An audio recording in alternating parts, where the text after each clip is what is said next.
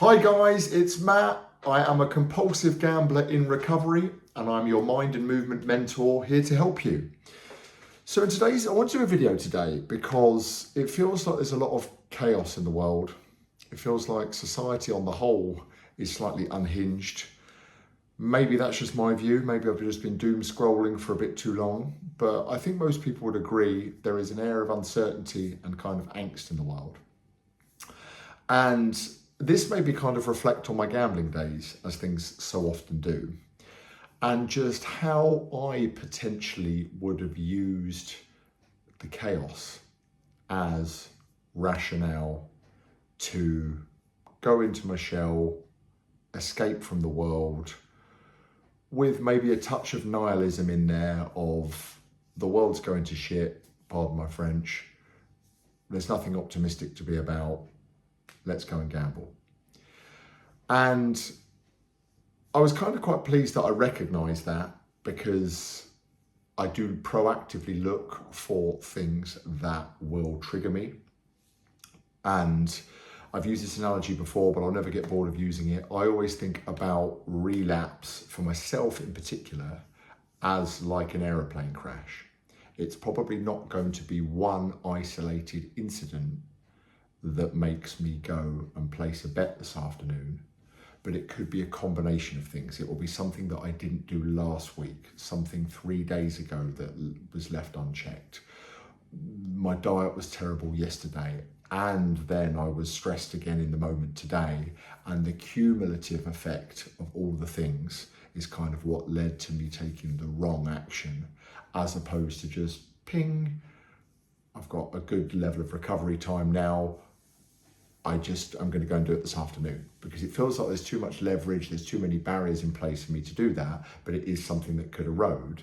And I kind of feel like the state of the world at the moment is something that can potentially push people into that way of thinking. I won't make this a political video in any way, shape or form of my opinions on any of the protests or America or the UK or anything like that. But I will kind of say that I think there is a real power in maybe maintaining some awareness of that, as opposed to going into a kind of a deep denial, but at the same time focusing on what you personally can control. I genuinely feel that kind of a recipe for happiness is almost having a bit of a smaller circle in your mind, where you focus on things that you can control, are definitely more in your influence. So friends, family, loved ones, your career, your mental, physical, spiritual goals in a smaller radius than getting too caught up in bigger picture problems. There's this thing called Dunbar's number, which is essentially the notion that we come from 150 person tribes, and our brain really can only handle the reference experience of a maximum of 150 people. So we know who the higher status people are, who the wealthy people are, who's the baker, who's the attractive woman, who's the doctor, the administrative clerk. But you start going beyond that, it does just fuel angst and anxiety. And I kind of do think that is maybe where a lot of anxiety comes from. We get up in the morning, we turn our phone on, there's things happening in communities that are nothing to do with us, tens of thousands of miles away in some instances. And then that gets kind of put into our pot of bandwidth, in addition to our problems, our personal issues, the aspiration of our goals, our day-to-day duties, our commitments. And that combined can get kind of very, very overwhelming. So never forget that if you're an addict, which I very much am, I'm a compulsive gambler in recovery, the addiction will look for cracks in the dam to get in and penetrate. And being in a bit of a low ebb, like I say, a little bit nihilistic, a little bit like the world is a bad place, there's real scarcity in the world, or its only problems, that is something that it can then become very attractive to change your state in the wrong ways. What changes your state quickly? Cheap dopamine. the wrong kinds of things: pornography, processed foods, cigarettes, alcohol, gambling, definitely. So as much as you might have a challenge in recovery, full stop, I kind of just wanted to share with you the idea of being maybe a little bit cautious about this. And I know for me, I'm just, pardon the expression, but I'm doubling down just on more what I can control. So my physical fitness, my diet, my career aspirations of how I want to grow this channel with my coaching business, that kind of thing, the things that I can control and put my efforts towards.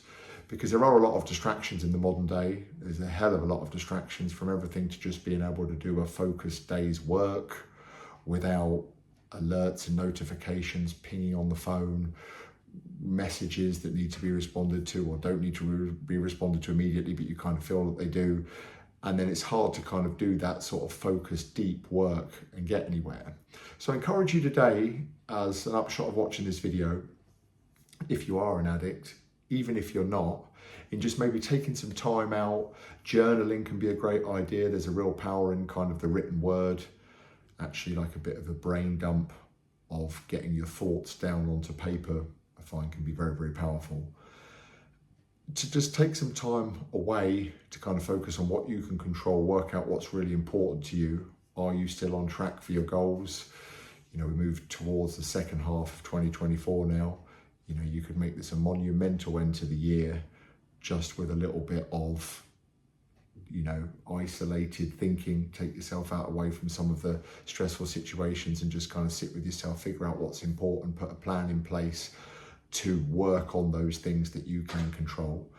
And so if you are an addict, as always, you want to be mindful of things that may kind of trip you up. And I believe that's something that you kind of cultivate more over time, almost like a bit of a toolbox, like an arsenal of weaponry that you can use to kind of defend against it as you build up more recovery bank and as you kind of continue the self-awareness journey that recovery leads you to.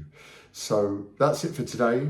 I make these videos for a younger version of me, essentially, and the kind of mindsets and prompts that would have been very beneficial to me even as recently as a few years ago, but certainly 5, 10, 15 years ago. So if you think this is valuable, please feel free to share it with someone who might need to hear this message. And if you can like and subscribe to support the channel in any way, which way you can, I'll be very grateful. But I'll talk to you in the next video very soon. Take care.